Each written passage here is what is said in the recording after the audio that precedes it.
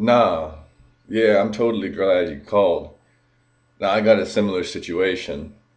Some vulnerable, half philosophical bitch. Nah, nah, she's mixed. She's like white and like some kind of Chinese, like Japanese, I think.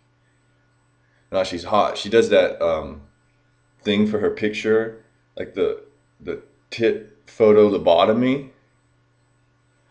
No, that thing where it's like to make sure the tits are in the picture, she'll even cut off her head so it like looks like this retarded ass popularized form of a woman, supposed to make sure they're a woman type thing because looking like a guy whatsoever is disgusting, so you always put your tits in the photo. Yeah, it's hot. Clearly one of those. I don't know if she's vulnerable, but she seems vulnerable, so just tell them a little bit of what they want to hear, listen to them and encourage them that yes, they are as introspective as they think they are, even when they're often self-destructive with taking pictures like that and presenting themselves in such a way where they're necessarily going to attract people that they could never appreciate and who could never appreciate them. But tell them, no, no, no, you're on the right path. Just do exactly how you're doing, and then slip in the occasional compliment. Let them know, reassure them that you're one of those people who sees them as this beautiful thing they could never live up to. All while just flattering them and saying, no, no, you're very introspective and totally get the Cambodian pussy. It'll be awesome. So that's what I'm hoping to do. She contacted me first. Actually, it's from a I got a comment actually right here. It was on my video called "Women as Culture's Unaccountable Gods," and I talk about like eventually you're going to fall apart. Eventually, people aren't going to care about you once you're not young enough and attractive enough for them to tolerate your nonsense. She put the comment, I find myself going between bouts of great hypocrisy, making an effort to look socially acceptable, and times where my actions go fully in line with my moral beliefs. Because of my age, I feel I'm still insulated and have not been made to bear the full repercussion of not being socially acceptable. People often feign concern and tell me I ought to go seek mental help. Interesting that she points out feign concern because she recognizes that. I should key into that. You're very perceptive that people don't actually care about you. More you just reactionary and realize the obviousness that they don't. People often feign concern, tell me I should get mental help. Soon nobody will feign concern over me. Perhaps I will be shut away. And I'll shut myself away. And after that, because nobody wants to see a crazy old woman. And then I responded to her saying that that was half introspective and that she fell off the end there. Just give them enough of a challenge where they feel, wow, this person, they're not objectifying me, they're challenging me. And if they're just objectifying me, I'll never live up to that because I can't possibly live up to the best case scenario that they've seen of a painted face. So I feel at ease if someone challenges me because that means they're on the level.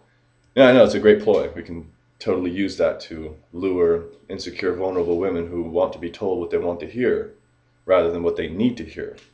And of course, I'd know all about that. I have 3 daughters after all, and 2 sons, brothers and sisters, and it would be so nice if somebody would tell them what they need to hear, despite what they want to hear, even at the risk of not continuing a friendship with them, because truth is a bitter, jagged pill, and so it's very easy if you just level with somebody and tell them exactly how you see them, especially if it's not exactly flattering.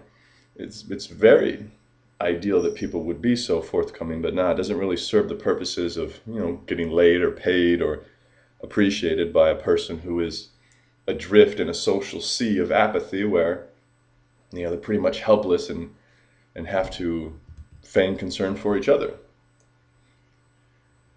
Well, she had a pretty interesting video, so I kind of wanted to mention that at some point. She talked about mixed race people. She's, like I said, some kind of white and some kind of Chinese, probably Vietnamese.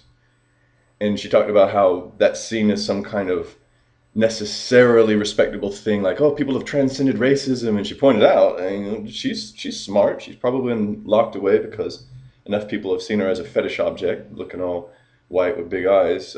They've seen her as a fetish object. She said people think she's weird looking. Plenty of people are going to compliment her, and she's their fetish object. She totally looks like the kind of person you'd type up in a search engine and try to find getting fucked in the ass or something. But she's pretty introspective. She must have locked herself away and thought for a time. She mentioned that you're not necessarily not racist just because you are mixed race. In some cases, she points out that you might actually be more racist, and that you find a different race because you believe, for example, if some kind of Chinese, like a Cambodian, grabs a hold of a white person, it's because they think the white person will, for example, be a better provider, or they think that they'll have more beautiful children with them. So you could be more racist, but as she pointed out, it's a whole lot of people trying to use her, for example, as a how did she phrase it? Um, she doesn't exist to assuage the guilt of white liberals, which is a little too narrow. But those kind of people who think we live in a post-racial society, therefore any mixed race person, they're doing it necessarily for the right reasons, and they're to be respected, when really it could just be a couple of exceptionally racist people who like a certain race more, and so they go out and do that.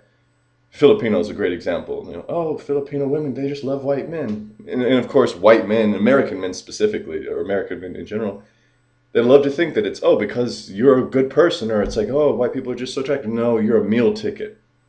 If it were black Americans that were necessarily well off, then you could go to Mexico or any kind of China, like Mongolia, and they would want the black men because they think, wow, this guy can provide, this guy is wealthy.